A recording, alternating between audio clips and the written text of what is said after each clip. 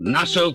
Türkler iyi çalışıyorlar mı? Ha? Nefes almak yok. Canlar çıkıyor. Çıksın, iş görsünler. Şunlara bak nasıl da dalga geçiyorlar. 2 yemiyelerini kestim. Hippi Ferit yeni bir Türk getirmiş. Çalışma izni yokmuş. Güzel, hemen gelsin. Pasport. Diyor ki pasportunu ver. Herhan senin için alacak çalışma izin. Erkan sofort anfangen. Yahu kaç para alacağım? Ne iş yapacağım? Söylesene. İş kolay senin, kolay. Sahi kolay mı? Var 8 saat çalışmak burada. Tabii çalışırım. Peki kaç para alacağım? Var haftada 150 mark almak. Ben bu işte yokum arkadaş. Verin